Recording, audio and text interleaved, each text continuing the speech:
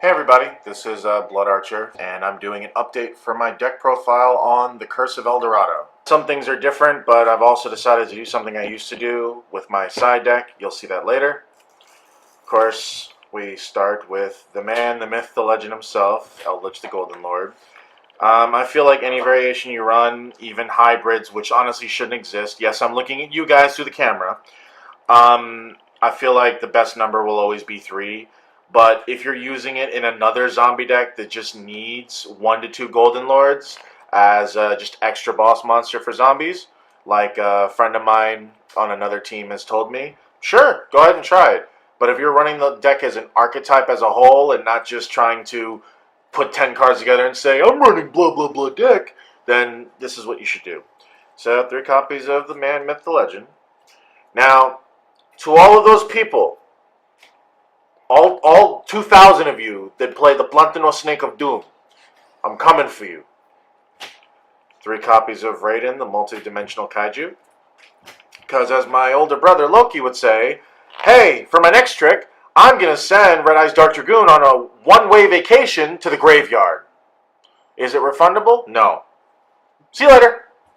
And now for the new thing that I've added, which a friend of mine who's a Spanish YouTuber, he gave me somewhat of an idea, and I was just like, oh, let me try it. And I was like, the consistency is ridiculous. So I thought, why not? We're adding a little bit of Sacred Beasts to the mix. And at first people might say, CJ, what synergy is there with that? You'll find out. So, very small. Now, I normally don't like using engines in another deck, but the synergy is so well. Plus, this isn't anything inherently broken. It just speeds up and assists you in having a decent turn 1, even with a bad hand, without needing to rely on $100 cards or, you know, more luck than anything else. It actually allows you to have a better fighting chance for whether you go first or second to see what you can do against your opponent. 3 Dark Beckoning Beasts. What it does is when it's normal summoned, you can add one of the Sacred Beasts or any card that has those names directly in its text. Second effect, you can normal summon 1 Fiend with 0 attack, 0 defense in addition to your normal summoner set. You only gain this effect once per turn. Now, it's pretty simple in case you've ever seen the Sacred Beasts as a structure deck that came out. We play 1 copy of his best buddy in the whole wide world, Chaos Summoning Beast. Contribute this card to special summon any of the Sacred Beasts ignoring summon conditions from your hand. And you can, banish this card from your graveyard to add 1 Fallen Paradise from your deck to your hand. We don't use it for those effects, but we use it as a fact that, funny enough, with Dark Beckoning Beasts or the other spell card Opening the Spirit Gates, it's a 1-card Curious. So I believe that's it for the monsters. Only 10 monsters. I know it's surprisingly low, but honestly, I just didn't want to use any hand traps, and I believe that my strategy is as solid as it is. Now for the other new addition, Opening the Spirit Gates. Does the same thing as the level 2 earlier. It adds either one of the Sacred Beasts or a card that lists any of that in the text. You can discard a card, special summon a Fiend from your grave with 0/0, and once per turn, if you control a level 10 monster, you can add a continuous spell from your grave to your hand. Now, for the giant elephant in the room, Eldritch the Golden Lord and Eldritch the Mad Golden Lord are both level 10. I instantly saw some synergy with this. Put that over there. And of course, I don't care what anybody tells you, and I hate the fact this card's $50 a piece now, because I got this stuff when it was like 10 bucks, $8. But unique Curse Eldland, it helps you search for a key piece, either your boss monster himself or a golden land trap, spell trap. And if it goes from the spell and trap zone to the grave, you can send an Eldritch monster or a golden land spell trap from your deck to the grave.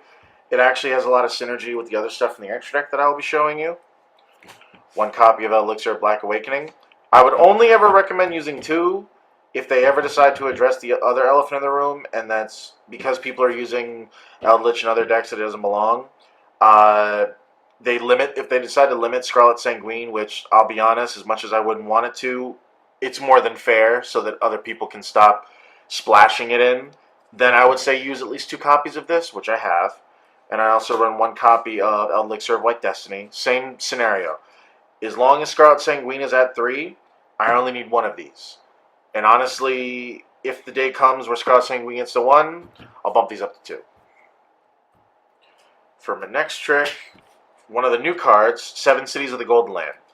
Now, it's literally a continuous spell that allows you to fusion summon using only zombies from your hand or field as material. And then, second effect, if a zombie monster special summoned by a card effect, except during damage step, you can target a set card in the spell and trap zone. That set card cannot be activated this turn, even if this card leaves the field. So you would activate this, use the requirements to fusion summon the Mad Golden Lord, and then immediately the second effect will trigger to shut off a set spell or trap into the end of the turn. And as you see, because it's a continuous spell as well as Curse Outland, White Destiny, opening the Spirit Gates, you can utilize your combos and actually be able to get this back, and then in the next turn, fusion summon again. Which is pretty ridiculous. Now for some key choices. 1 Upstart Goblin, speaks for itself. Extra Extender, or I can just pitch it with Golden Lord. 1 Call by the Grave, because Konami thought it was funny to put Call by the Grave at 1 and then wait forever and ever and ever for them to release Crossout Designator. By the way, guys, I don't mean any disrespect, but you guys aren't funny. Either release Crossout Designator with that ridiculous price of $100 plus, or please, I'm begging you, give us at least one more copy of Call by the Grave, because I know some people, especially on my team, don't like to run hand traps. Either they feel like it's a little unnecessary, or they feel like it clutters their deck up, or both. But if you give us these options, reasonable options, mind you, not only do we don't have to limit ourselves to deck building, but we can stop others that want to play 9 or 12 hand traps, because I'll be honest, that is a thing with meta competitors. And of course, one of my favorite spells of all time, I actually do want to get the holo copies back because I had them a long time ago, Book of the Moon. Book of Moon's very simple. Target a face a monster in the field, change it to face down defense mode. But the trick here is that if you have one of the Golden Land Golden Land traps that comes out as a monster, if Book of Moon were to hit it, it just gets reset in the spell and trap zone to be used again the following turn, which not only allows you to use it again, but it's kind of funny because they'll be like, "Oh, activate this to take this." No, not if I say something about it, and you just get your card back. Allows you to reuse resources, or because people need to use monsters to link summon, they can't link summon with a face-down monster. So you can carefully just go, no. Alright. Now we're gone to the trap section.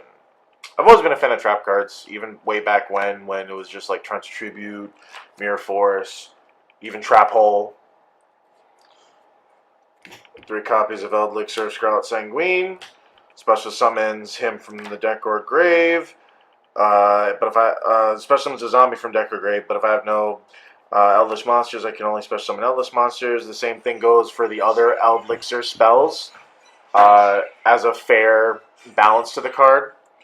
Then banish it to get a Golden Land. Just to note, even though I already said this in the other video, Elixirs banish at appropriate times, depending on this, as long as you didn't already use their effects, for Golden Land spells or traps. And then Golden Land spells and traps, most of them, because you have Golden Land Forever that you can't recycle, and 7 Cities that doesn't recycle. But Elixirs get Golden Lands get Elixirs. Golden Lands usually work during, they work during the end phase, and then Elixirs usually work.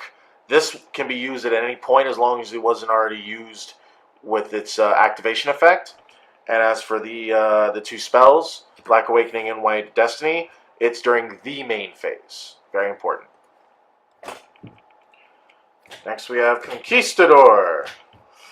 What can I say? It's a level 5 light zombie. You play him when you have Golden Lord, which at this point you should figure out that's a reoccurring theme. Blows up a face-up card, doesn't target, and banish to on the next turn to get an Elixir straight from the deck. Well, one of the things I love about this deck is that you can't Ash Blossom a lot of the cards, so they're just going to sit there with their hand traps in their hand getting annoyed. Yes, there are hand traps that work against this deck, don't get me wrong, but you know, some basic ones for the most part won't do you any good. 3 Hankiero. This is basically level 5 zombie, 1800 attack, 1500 defense. The other Conquistador is 500 attack, 18 defense. Comes out of, it's treated as a normal monster, so that's actually good for some of the things in my my extra deck. When it's summoned, and as long as I have Golden Lord on the field, I can banish a card from either player's graveyard. Funny enough, I've actually used this on my own graveyard when someone was trying to do something, so that I could stop them from using Monster Reborn on my thing in my graveyard. But usually use it on your opponent as a DD Crow. I actually dropped Guardian for now, just because of the way the format's shaping up, to challenge myself. But I put some other stuff there to hopefully fix it up. But yeah, it's actually really good. And instead of actually running DD Crows, like, why not have a searchable DD Crow that you can just go like, yeah, no, stop it, cut it out. 1 copy of Gold Land Forever. You can search for it when a spell, trap, or monster effect's activated, as long as you control an Eldritch monster, which, again, at this point, you monkeys, you should. Tribute a zombie monster, negate the activation, and if you do, destroy that card. However, you can only activate 1 per turn. I was running 2. 2 was clogging when I didn't need it, so I was like, alright, for this changed list, I'm going to try the 1, and so far it's actually been pretty damn consistent. 3 copies of Paleozoic Dinomischus. It's always been one of my favorite trap cards because I love Paleozoics and love frogs. But yeah, target a face-up card in the field, which is the cost to activate. Then you discard a card, and if you do, banish that card. And once per chain, when a trap card is activated while this card's in the graveyard, you can special summon it as a normal Aqua level 2 at 1200 attack. And it's actually not treated as a trap anymore when it comes out that way. And if it's summoned that way, this card is unaffected by monster effects, and banish it when it leaves the field. You can use this to help link into other plays, or surprisingly, just I've actually won because I had the extra 1200 on board, funny enough. And last but not least, as Sean would say, fuck you and the horse you rode in on. I swapped out my Solemn Judgments at the moment for Solemn Strikes, and it's been actually doing me a lot of good. And if I see 2 monsters make a bluish-green snake, I'm going to send him where the sun doesn't shine. Or just anything else that I consider an honest major threat that I normally can't get over very easily. I'll pay the 1,500. So in total, I'll pay like 4,500 life points. Plus, I have a spell card, Curse Outline. You have to pay 800 to use its effect as cost. So it's for now, this has actually been shown to work. But honestly, I could, depending on how the format rolls out, I can do either or. And now we get to the extra deck. Because Golden Lord is level 10, I actually have 1 rank 10 XYZ. Sky Palace, Gengar D Die. Oh god. Detach material, target a card your opponent controls, destroy it, and if you do, inflict 1,000 damage. But the turn you activate this effect, you cannot attack. So a little bit of a downside, but 3,400 attack, 3,000 defense, not that bad.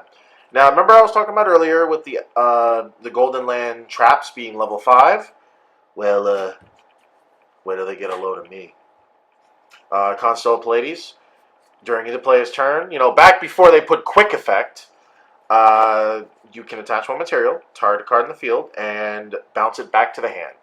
Very good for disrupting opponents' plays, very good for even returning your cards if you really need to be able to reuse it. So it's honestly pretty good for both resource management as well as stopping combos.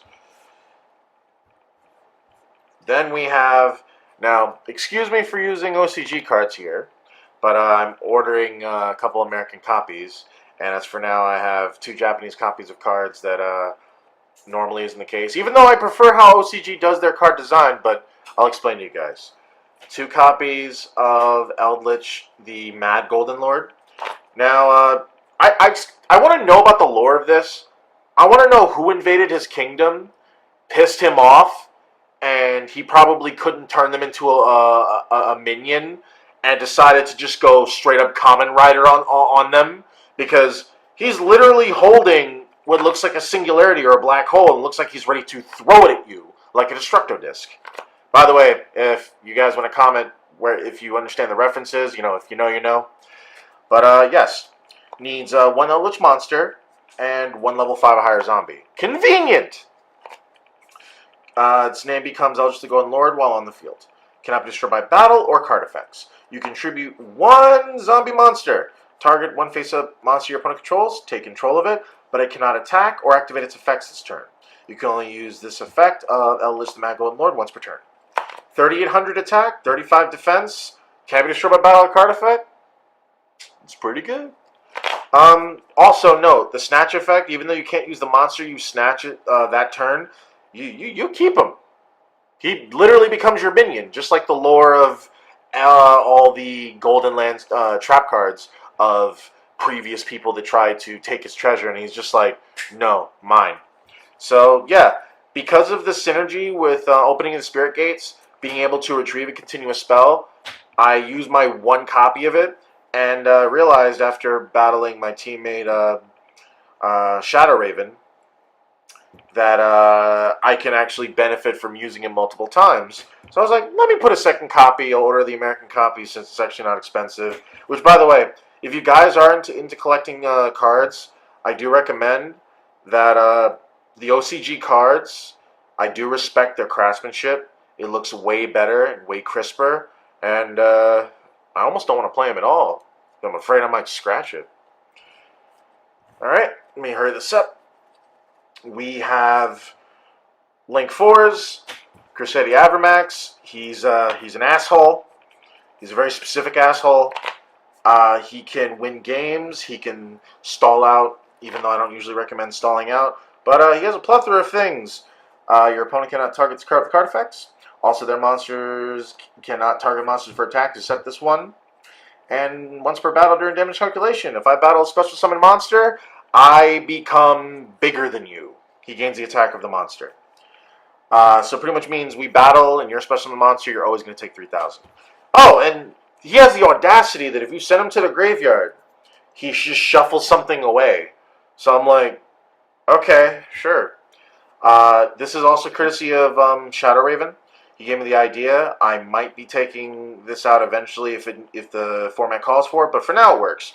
Topologic Zeroboros gains attack for all banished cards. If something is summoned to a zone of link monster points to while it's in the field, banish all monsters on the field, and then once per turn during the standby phase of your next turn after this card is banished by its own effect, special summon this banished card. Now, if I'm not mistaken, yeah, the reprint of this card actually says it's the next standby phase of the next turn. So I need to get that updated text. But yeah, that was a ruling problem in Japan. Next, we have Nightmare Unicorn. Can spin cards, and is very useful because you can very easily make it with different named monsters. Curious the Lightsworn Monk. As I said, opening the Spirit Gates or the Dark Beckoning Beast is a one-card combo to do this. Pretty much, you would also first use the level 1 to make Link Karibo. Then you discard a card to bring back the level 1 to make Relinquished Anima. And then you would link the remaining monster, this and this, since it's all dark but different types, into Curious. And then you would set up your graveyard first turn for whatever you need.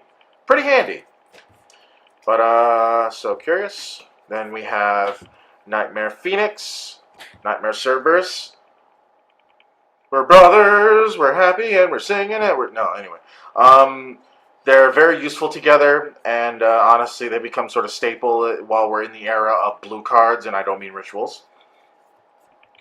IP Masquerena. Remember I told you about that asshole earlier, Avramax? This is how you make him an even bigger asshole, because whatever you use to link summon with IP Masquerena cannot be destroyed by the opponent's card effects. So you just become a giant thorn in your opponent's side to watch them get rid of it. Yes, the cards exist to get rid of it, but it's kind of situational. Also, shout out to Konami. I actually can't wait to get your alternate art for IP Masquerena, because you make her look like a Tron character, and I think that's freaking amazing. Last but not least, we have Link Karibo. As I said earlier, we also have Relinquished Anima. And Imduk, the World Chalice Dragon. Chalice Dragon. I can English. I swear to God, I can English. The effect with World Chalice doesn't apply here. You use any of your trap monsters that are considered normal monsters to summon this. And if your opponent doesn't understand how to play around Mech Knights and puts things in the wrong zones, summon this extra monster zone. Battle phase. I attack. I'm pointing to you. Go away. It's pretty good at handling problems. So that's it for the extra deck. Gonna quickly go through my choice of side deck because I decided to do something ridiculous. I used to pretty much use my side deck for certain builds and swap out the strategy completely, as well as have some other options in case, you know, the meta required it. So first we have 3 copies of Chaos Hunter. Oh, you special summon, discard a card. I special summon her, and then my opponent cannot banish cards. Then we have some old faces from the last list. Lilith, Lady of Lament. I still believe in her. It's just I want to swap out the strategy for this is the main one, and then my opponent wants to think they want to side for exactly what I'm playing. I'll be like, haha, yeah, you're funny. I'm just going to swap out 9 cards, and you're not going to tell the difference. 320 tributes. This is actually really good against dinos if you can summon something during battle phase, since have you read Misk? Doesn't apply in the battle phase. Pot of Duality. I still like Pot of Duality, to be honest. If I could afford Prosperity, I might consider it, since you can choose what you banish. If you guys want to donate down below to the Help a Guy Out fund, let me know. No, I'm kidding. But yeah, if I had the money, I probably would recommend using Prosperity. But to be honest, with the other variant that it sides into, you can get away with using this and it being fine. Or better yet, you'll use this and it hits a hand trap and you can just keep moving on with your day. And for the last 3 cards is 3 copies of Nibiru the Primal Being. Not all decks in the format summon out the wazoo, but if you notice the pattern that your opponent's doing just that, what killed the dinosaurs? The Ice Age! And the Ice Age was caused by giant rocks, so, yeah. This can essentially take care of some issues. And, however, because Dragon Link is still a thing, I'm looking at you, creator of Yu-Gi-Oh! I've seen them play through Imperm, something else, and Nibiru, which I feel like, honestly, no deck should be able to do. And for everyone who watched all this part, thank you very much. That was my deck profile. If you have any comments, concerns, or advice you'd like to send my way, or if you want more information, please comment down below. See you guys later.